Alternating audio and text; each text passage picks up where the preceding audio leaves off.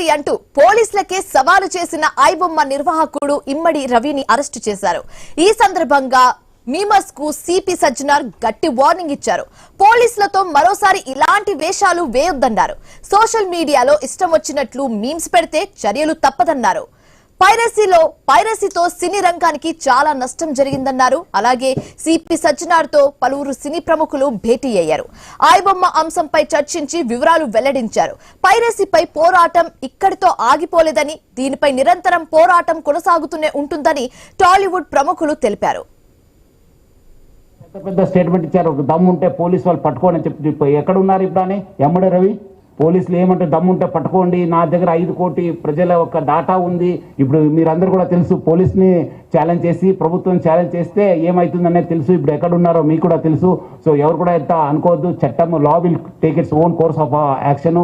ఎక్కడున్నా తెలంగాణ పోలీస్ కావచ్చు, హైదరాబాద్ పోలీస్ ఎక్కడున్నా వాళ్ళని పట్టుకోవడానికి కృషి చేస్తుంది. పట్టుకొని కూడా వస్తాను. మనం ఇంతమంది కష్టాన్ని ఒకడు అప్పనంగా వచ్చి దోచుకుంటుంటే, దౌర్జన్యంగా వాడు ఎదురు సవాళ్ళు ఇస్తుతుంటే ఇది తట్టుకోలేని పరిస్థితి. సో ఇలాంటి వాటికి మార్గం ఏమిటి, ఎలా బయటపడాలి అనే దాని మీద తర్జన పడుతున్న సమయంలో సివి ఆనంద్ గారి ఆధ్వర్యంలోనూ ఎవడైతే ఛాలెంజ్, ఏ పైరేట్ అయితే కనుక ఛాలెంజ్ విసిరేయడం దమ్ముంటే చూసుకోండి అతన్ని ఈ రోజులు పట్టుకోవడానికి వారు సహకరించారు.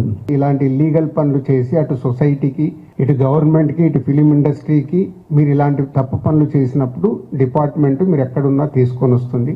అలాగే Telugu film chamber, Telugu film industry ఈ పైరసీ దాని మీద ఎప్పటి నుంచో మేము పోరాటం చేస్తూనే ఉన్నాము. సో ఇప్పుడు పోలీస్ డిపార్ట్మెంట్, తెలంగాణ గవర్నమెంట్, అలాగే ఇండియన్ గవర్నమెంట్ కూడా, కేంద్ర ప్రభుత్వం కూడా ఇప్పుడు ఈ పైరసీ దాని మీద చట్టాలు తీసుకొచ్చి ఎక్కడ ఇంకా ఫర్దర్గా ఇలాంటివి జరిగినప్పుడు చాలా సివియర్గా ఉంటుంది అని మీ అందరికీ, ఈ పైరసీ చేసే వాళ్ళందరికీ హెచ్చరిస్తున్నాం.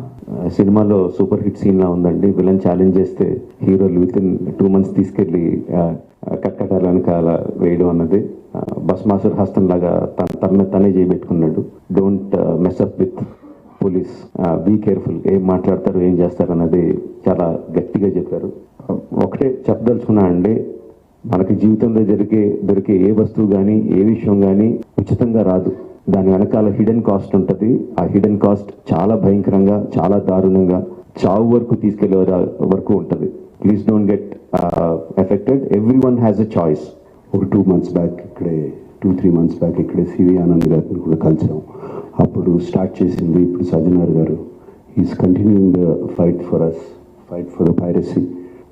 Let me congratulate Hyderabad police and Telangana police, not just for the Telugu industry. వాళ్ళు చేసిన this thing, what they have done right now, it is for all the Tamil film industry and Hindi film industry.